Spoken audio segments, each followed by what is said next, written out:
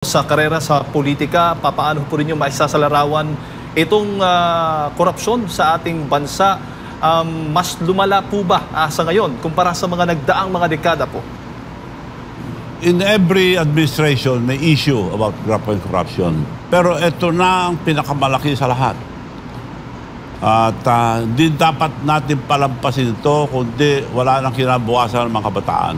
Ang pinaglalaban natin ang mga kinabukasan ng mga kabataan. Hindi po kami, hindi po tayo, dapat protektahan natin ang mga kabataan dahil yun ang kinabukasan nila, the future of our children's children. Ngayon ang liwanag, ilang dekada na silang presidente, yung unang President Senior Marcos, katakot-takot na issue. Huwag tayo makalimot, nakakalimot na kayo. Kaya nung sinamahan ko si Bongbong Jr. Marcos, akala ko nilinisin na ang pangalan nila. Dahil nung nawala ng tatay nila, tumakbong senator, ganon din, may issue rin sa kanya. So ayaw ko sanang samahan. Ito, ang liwanag yung nakalagay dito. Bongbong Marcos sued for plunder over pork barrel scam in Napoles.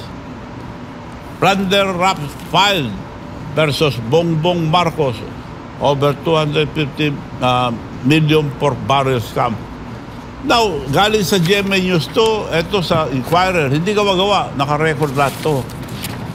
Ngayon, ayaw nilang, para maintindihan natin po, ang budget, ihanda Malacanang, i-re-review ni Presidente, pirma niya, lilinisin.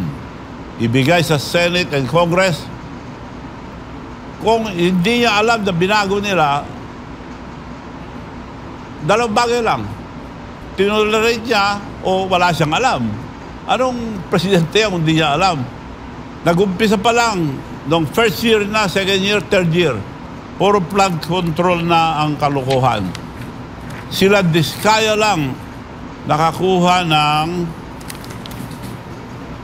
31 billion sa isang kontrata lang. Paano nakakuha ang isang kontratista na 31 billion? Kami po, ang tagal na namin sa construction, hindi kami nakakuha ng mga 2 billion. Wala po, ganon. Bakit?